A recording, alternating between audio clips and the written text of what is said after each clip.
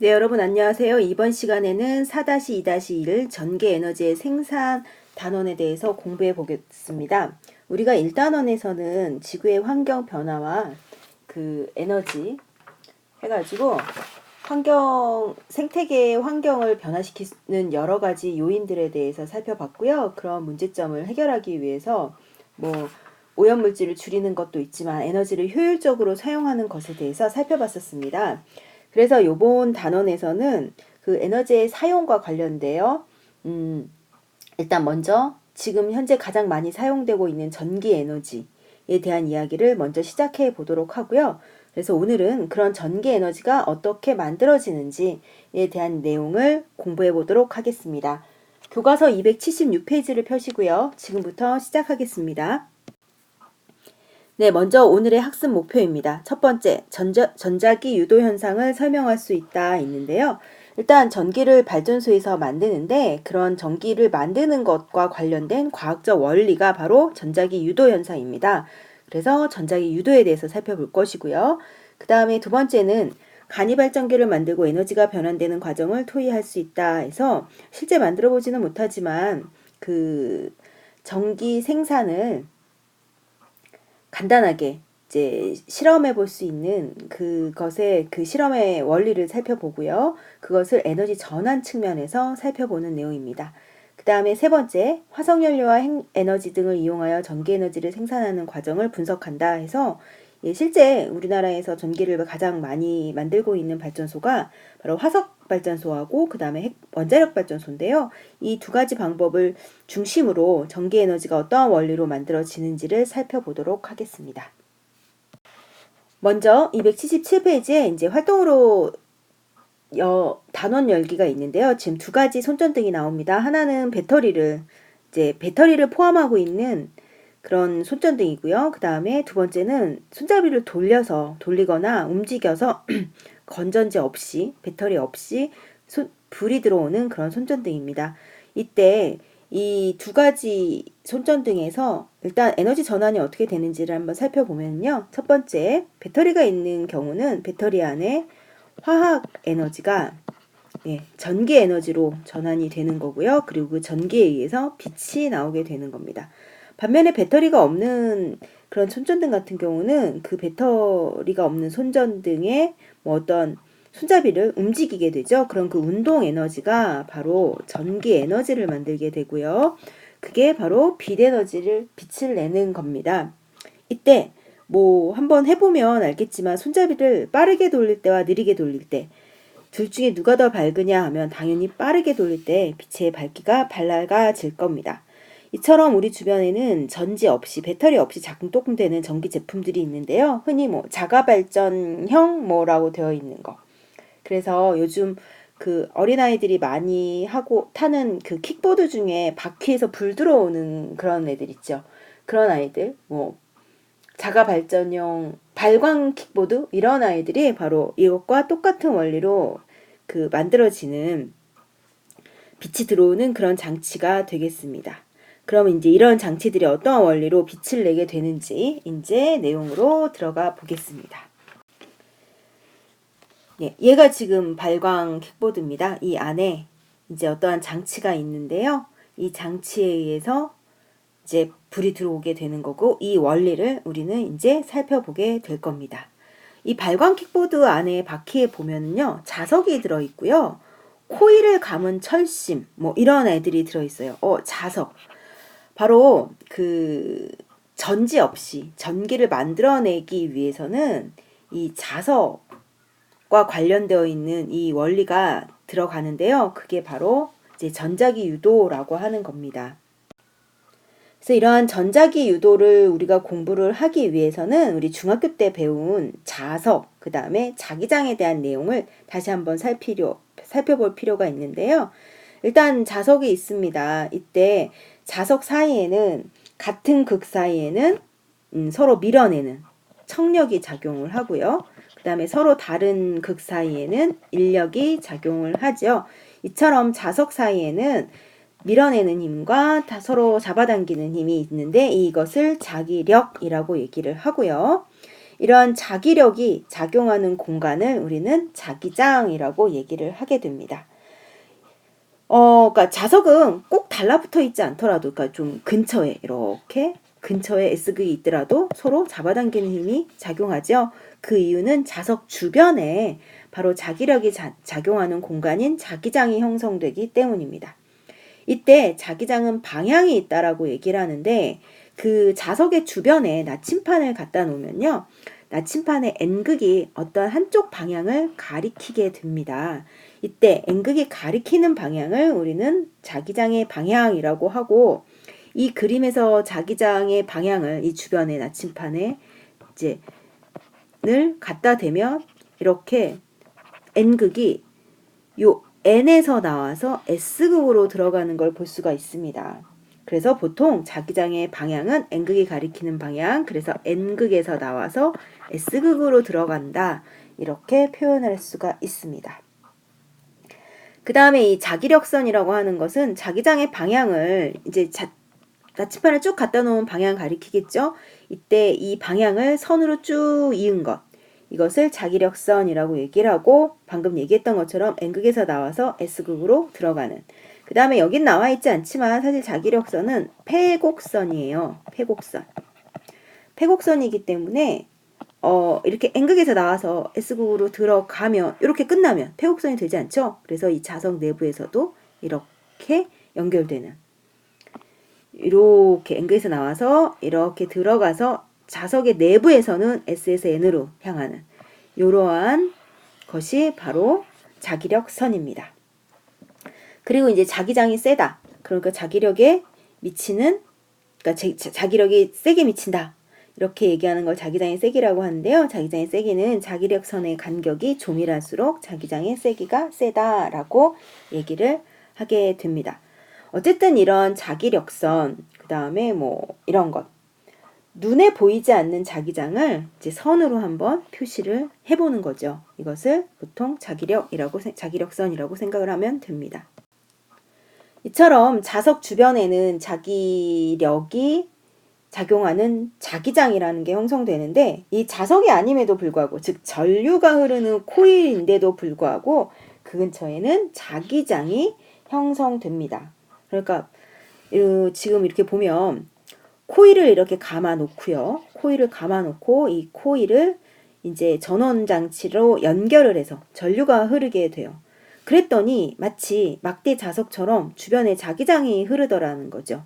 이것을 바로 전류 주위에 흐르는 자기장이라고 얘기를 하고, 전류가 이쪽에서 일로 흐르느냐 혹은 전류가 이쪽에서 일로 흐르느냐에 따라서 나침판의 자침 방향이 달라지게 됩니다. 이처럼 전류가 흐르는 방향에 따른 이 자기장의 방향을 앙페르라고 하는 과학자가 오른손 법칙이라고 해서 정리를 했는데요. 이거 뭐 중학교 때 많이 배웠을 거예요. 오른손을 감아 쥐는 거죠. 이때 오른쪽 네 손가락이 전류의 방향이라면 엄지손가락이 가리키는 방향이 자기장의 방향이다. 그러니까 코일에 전류가 흐르는데 이때 오른손처럼 감아 쥐면 이때 이 오른 전류가 나머 네 손가락이고 이 엄지손가락이 가리키는 방향이 마치 막대자석의 N극처럼 이 주변에 자기장이 형성된다라고 하는 게 바로 오른손 법칙, 앙페르의 법칙이라고 합니다. 이처럼 전기와 자기가 서로 별개일 것 같지만 전기가 흐르는 주변에 자기장이 형성되는 것처럼 전기와 자기는 서로 밀접한 관련이 있어요. 그래서 지금부터 공부할 전자기 유도도 바로 전기와 자기 사이에 어떠한 관련된 얘기인데요. 방금 전에 앙페르 법칙에서 본 것처럼 전류에 의해서 자기장이 형성될 수 있었죠. 이때 전자기 유도란 거꾸로예요. 자기장에 의해서 자기장에 의해서 전류가 흐를 수 있다라고 하는 건데, 정확하게 얘기를 하면 코일 근처에 자기장이 있어요. 코일 근처에 자석이 있는데 얘네 이 자기장이 자석 근처니까 당연히 자기장이 있겠죠. 근데 이 자기장이 코일 근처에서 자꾸 변해요. 그래서 자기장이 변하면 이때 배터리가 없음에도 불구하고 전류가 흐른다라는 겁니다. 그래서 전자기 유도란 자기장이 변함에 따라 전류가 만들어지는 것, 이것을 전자기 유도라고 얘기를 하고, 이렇게 해서 만들어지는 이유는 바로 자기장이 변화해야 돼요. 이때 자기장을 변화시킬 수 있는 것은 코일 근처에서 자석을 움직이거나 혹은 자석 근처에서 코일을 움직일 때, 즉 자석과 코일이 상대적으로 움직이면 돼요. 둘 중에 누가 움직이든 뭐 코일을 움직이게 하든 아니면 자석을 움직이든 아니면 둘 다 같이 움직이든 어쨌든 상대적으로 움직이면 근처에 전류가 흐르게 된다는 겁니다.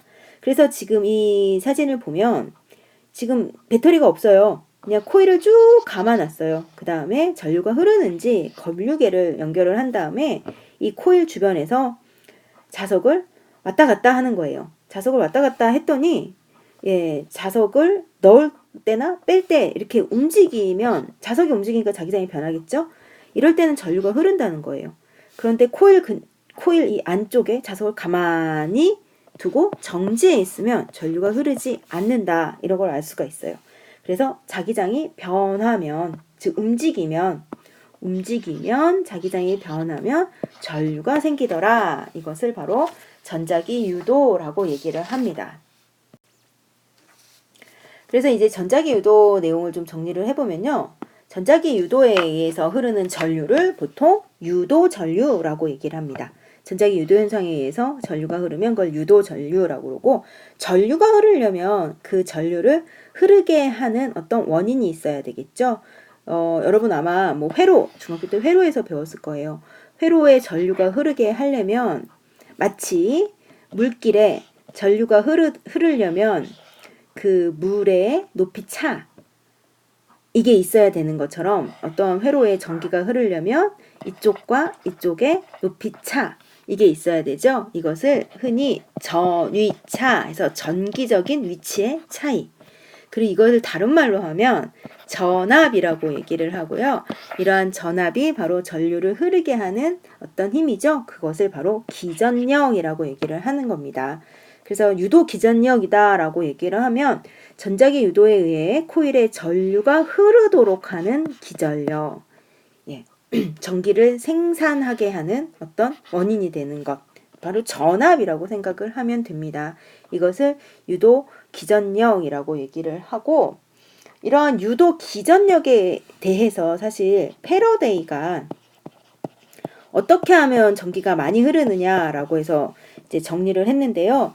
이 유도 기전력은 잠시 후에 살펴보고요. 유도 전류의 방향은 또 렌츠라는 사람이 유도 전류는 자기장의 변화를 방해하는 방향으로 생긴다라고 정리를 했습니다. 그래서 유도 기전력의 크기는 패러데이가, 그 다음에 그럼 방향은 렌츠가 정리한 내용을 이제 조금 더 자세하게 살펴보도록 하겠습니다. 패러데이의 전자기 유도 법칙이 바로 이제 전자기 유도 현상에 의해서 전류가 흐르는데 전류가 어떻게 흐르느냐를 설명한 법칙인데요. 바로 코일에 흐르는 유도 기전력은 코일의 가문수에 비례한다라고 얘기했습니다. 아까 이렇게 코일을 감아 넣고 거기에 막대 자석을 넣었다 뺐다 하면서 전류가 흐르는 걸 확인을 했는데요. 이때 코일의 가문수가 많으면 많을수록 기전력이 커진다라는 겁니다. 그래서 이렇게 표현할 수 있습니다. 기전력, 이 전압, 그래서 V는 바로 가문수, N, 넘버, 이렇게 그냥 간단하게 생각을 하면 바로 가문수를 증가시키면 전압도 커진다라는 겁니다. 그리고 이때 두 번째, 코일에 생기는 유도 기전력은 코일을 통과하는 자기장의 시간 변화율, 그러니까 시간에 따른 자기장의 변화에 따라 달라진다라고 하는 건데, 이거 좀 어렵게 얘기하면 좀 한참 어려워지니까요. 이렇게 생각을 하면 됩니다. 빠르게 움직이면, 그러니까 여기서 자석이 왔다 갔다 했는데요. 이걸 빠르게 움직이면 움직일수록 전류가 세게 흐른다. 이렇게 생각을 하면 됩니다. 그 다음에 코일에 생기는 유도 기전력은 자석의 세기가 셀수록 크다. 자석을 세게 하면 당연히 자기장이 크죠. 자기장이 크기 때문에 전류도 세게 흐른다라고 하는 게 바로 패러데이의 전자기 유도 법칙입니다.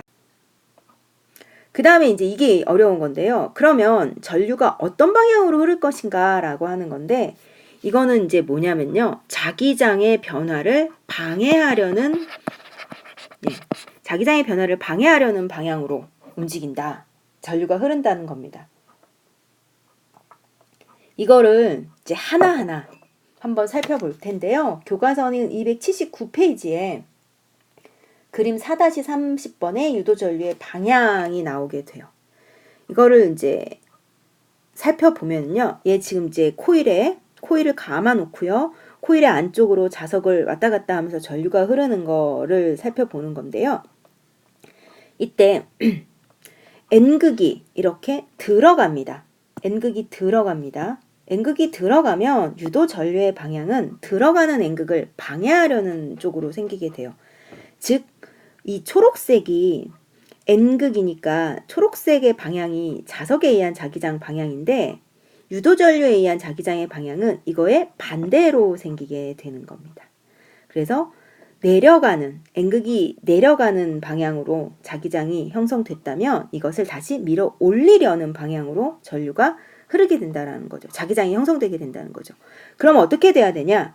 N극이 가까이 오면 얘를 방해하는, 즉 위쪽에 N극이 형성이 되면요. 위쪽으로 N극이 형성되면 N극을 밀어내게 되겠죠. 그래서 가까이 오는 N극을 밀어내는.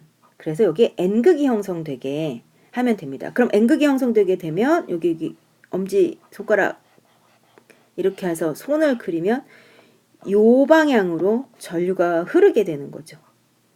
그러면 코일이 이렇게 감겨 있으니까 이 방향으로 이렇게 전류가 흐르게 되는 겁니다. 그래서 N극이 가까워지면 바로 위쪽에 N극이 유도되면서 이렇게 엄지손가락, 다시 그려보면 요게 엄지고요. 요게 엄지가 N의 방향이니까 그 다음에 손가락 4개가 이렇게. 그래서 전류가 이런 방향으로 흐르게 됩니다. 그러니까 검유계를 사이에 두고 도선의 전류의 흐름을 보면 B에서 A 쪽으로 가게 되는 거죠. 그럼 이번에는 N극을 멀리 그러니까 가까이 하는 거 말고 이제 반대로 N극을 빼내 보겠습니다. 그러면 이제 N극이 멀어지는 걸 방해해야 되니까 N극이 멀어지지 못하게 다시 N극이 내려오게 만들어야 되죠.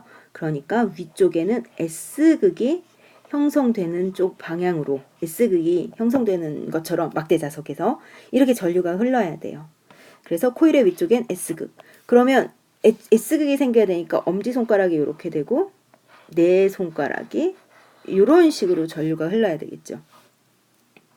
그러니까 감아쥐는 방향, 이쪽 방향으로 전류가 흐르는. 그래서 즉 B에서 이렇게 네 손가락 흐르고 A로 오는. 그래서 요 검유계를 사이에 두고선 A에서 B로 흐르는 이러한 전류가 형성되게 됩니다. 어때요?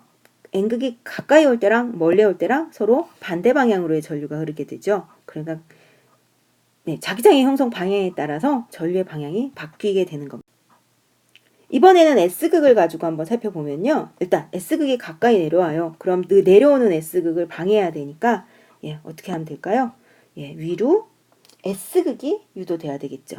S극이 유도돼야 돼요. 그러면 엄지, 그 다음에 네 손가락 이런 식으로. 그래서 전류가 이렇게 흘러야 되겠죠. 이렇게. 그래서 A에서 B.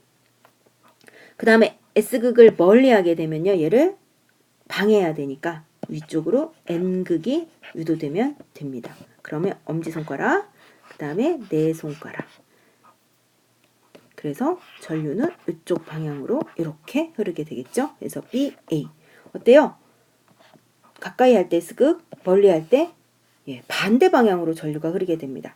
그래서 N을 가까이 하느냐 멀리 하느냐, 그 다음에 또 S를 가까이 하느냐 또 S를 멀리 하느냐에 따라서 서로 반대 방향으로 전류가 유도되는 걸 볼 수가 있습니다. 그래서 이거를 이제 278페이지에 있는 해보기를 통해서 진짜 이런지 살펴볼 건데요. 코일을 감아놓고 N극을 넣었다 뺐다, S극을 넣었다 뺐다 하면서 전류가 어떻게 흐르는지 살펴보는 겁니다. 그럼 정확한 방향은 우리가 살펴봤으니까요.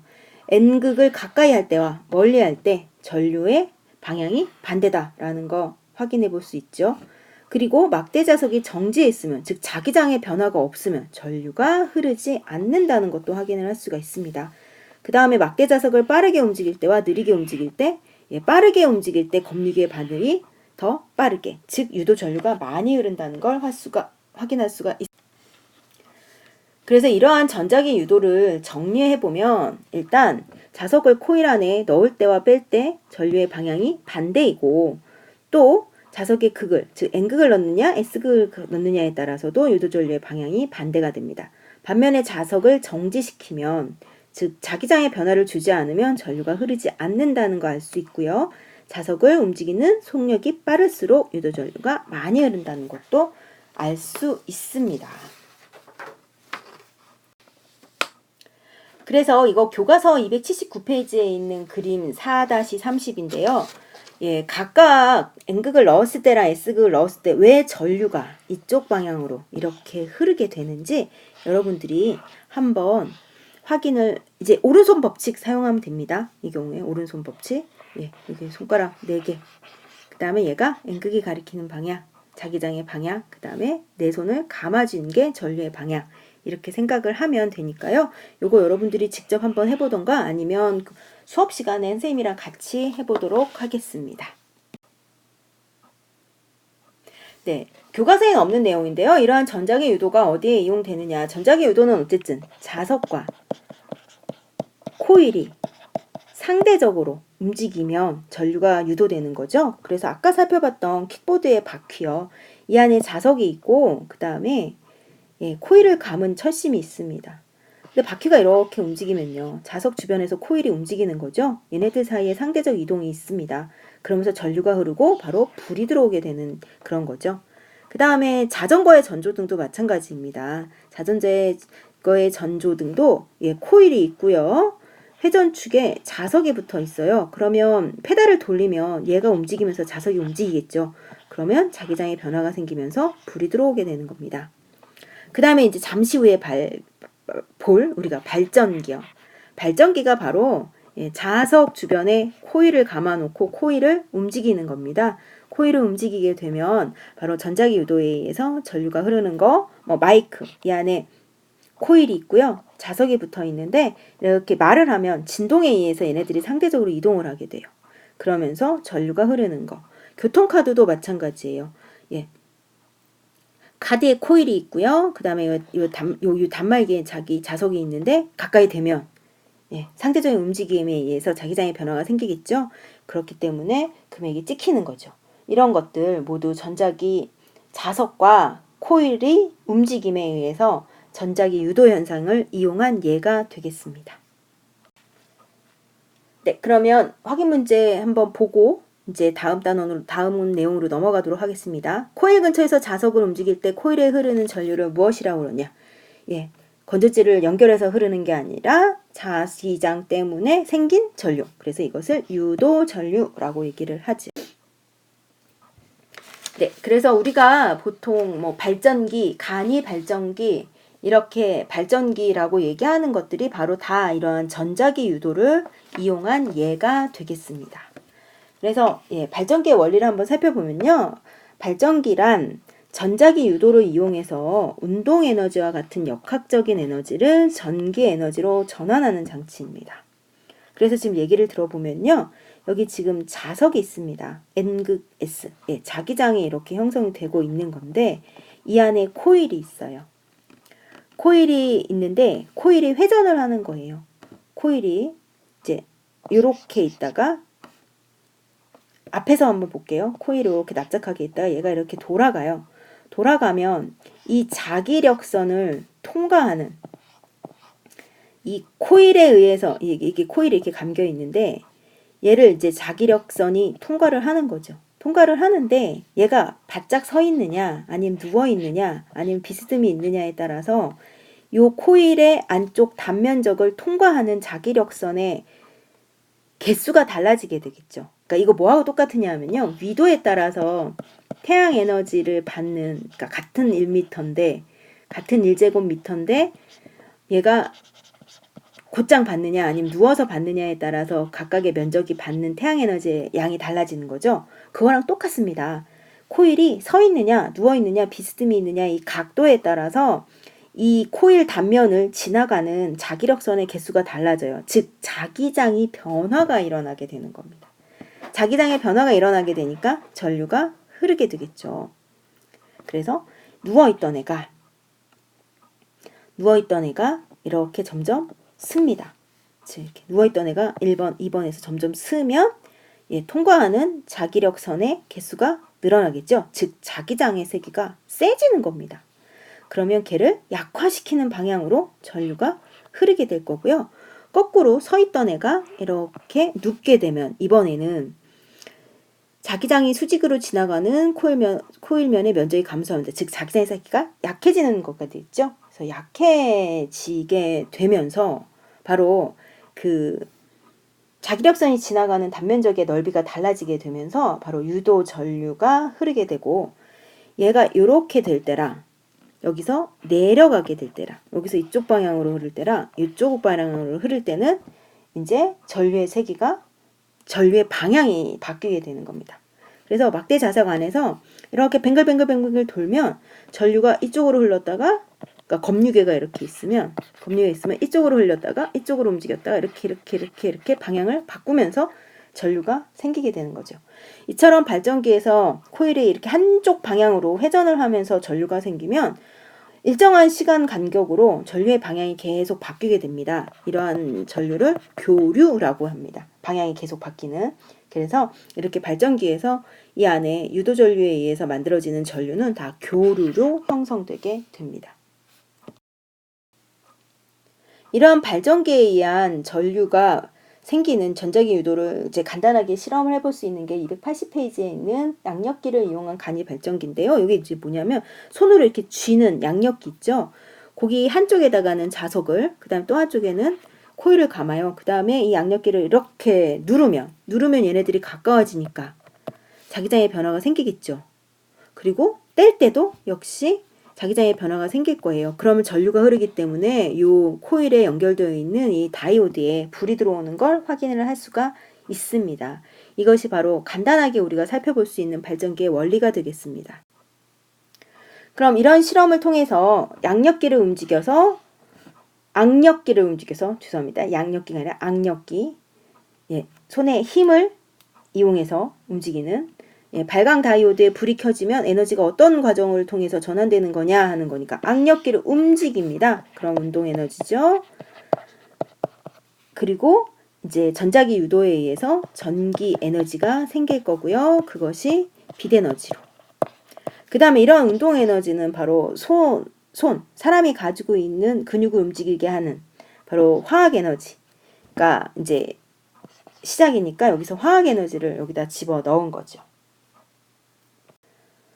두 번째, 만약 발광 다이오드에 불이 켜지지 않았다면 그 까닭과 해결 방향은 뭐가 있겠느냐 하는 건데요. 일단 전기가 아예 들어오지 않게 되는 이유가 있을 수 있어요. 그러니까 에나멜선의 피복을 제대로 벗기지 않아서 접촉 불량인지 한번 확인을 해봅니다.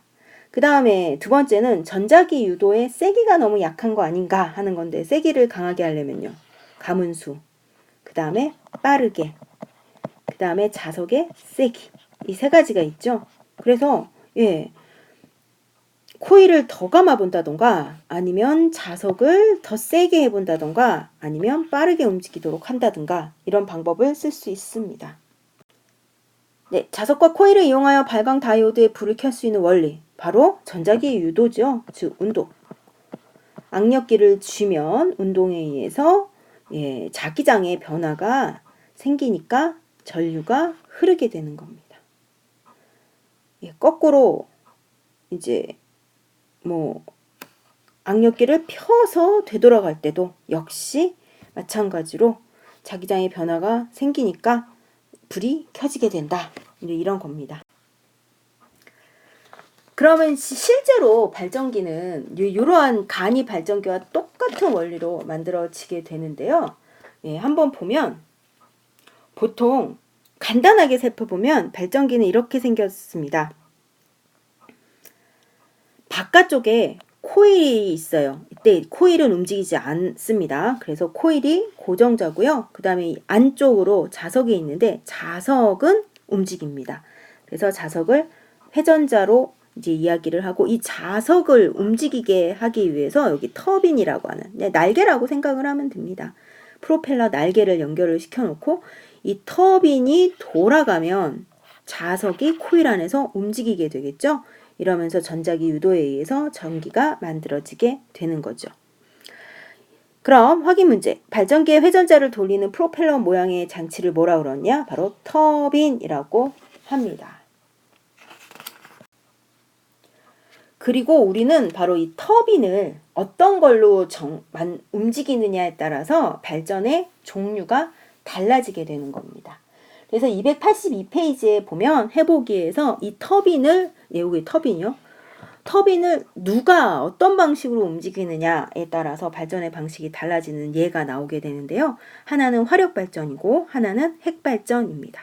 그러면 여기서 어떤 원리로 움직이게 되느냐 하는 거는요. 일단 화력발전소의 같은 경우는 화석연료를 뗍니다.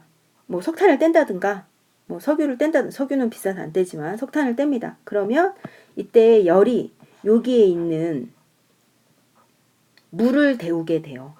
물을 데우게 되면 물이 증발을 해서 수증기가 형성되겠죠. 그럼 수증기는 물에 비해서 부피가 훨씬 크기 때문에 이 수증기가 생기는 증기의 압력이 되게 커지게 됩니다. 그래서 이 증기의 압력에 의해서 터빈을 돌리게 되는 거예요. 그러면서 발전기에서 전기가 생기게 되는 거죠. 그러니까 화력발전소에서 이루어지는 그러니까 에너지의 전환을 살펴본다면, 화석연료가 가지고 있는 화학에너지가 열에너지로, 그 다음 그 열에너지가 바로 터빈을 돌리는 운동에너지로 전환이 되겠고요. 그것이 바로 전기에너지를 만들게 되는 거죠. 이번에는 핵발전소인데요. 핵발전소에서는 우라늄 같은 핵연료를 이제 사용을 하는데요. 이러한 우라늄 같은 핵연료가 핵분열을 해요.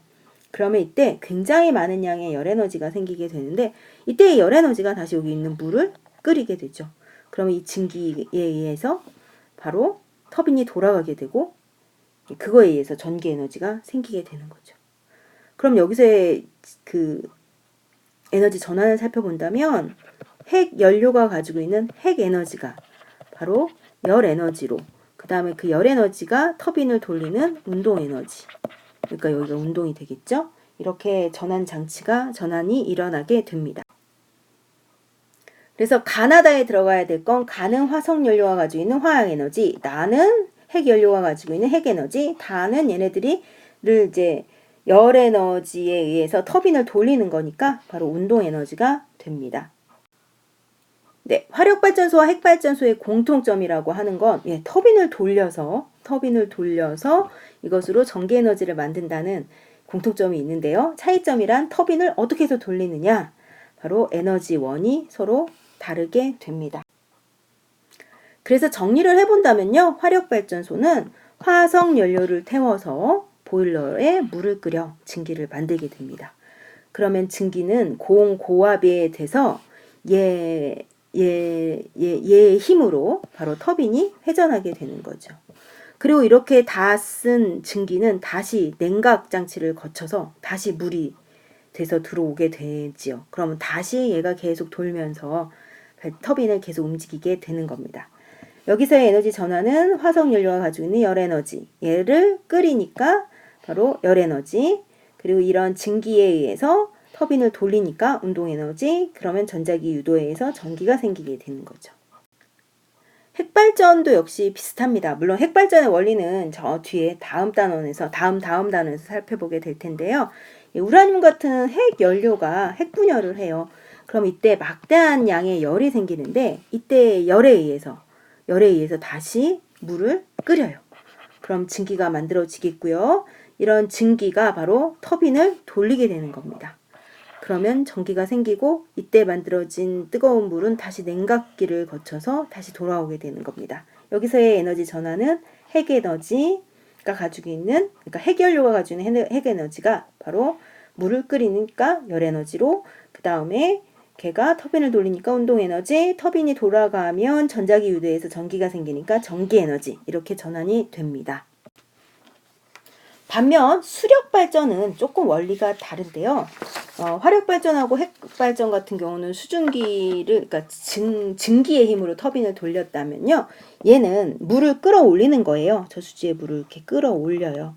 그럼 높이차가 생기죠. 즉 위로 올라간 물은 중력에 의한 포텐셜 에너지가 지금 굉장히 많은 상태입니다. 그러면 이때 물을 가둬놓고 있던 물을 수문을 열면 얘가 떨어져요. 그럼 어떻게 될까요? 이 포텐셜 에너지가 바로 운동 에너지로 물이 흘러내리게 되죠. 운동 에너지로 전환이 됩니다. 그리고 바로 그 운동 에너지가 터빈을 돌리게 되는 겁니다. 물레방아 생각하면 되는 거예요.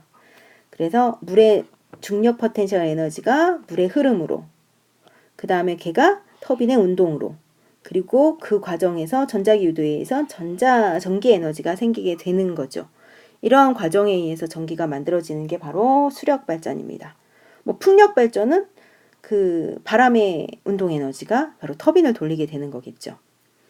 네, 그럼 확인 문제. 화력 발전소와 핵 발전소에서 사용하는 연료는 각각 무엇이냐? 화력 발전소는 화석 연료, 핵 발전소는 핵 연료, 우라늄 같은 것을 얘기합니다.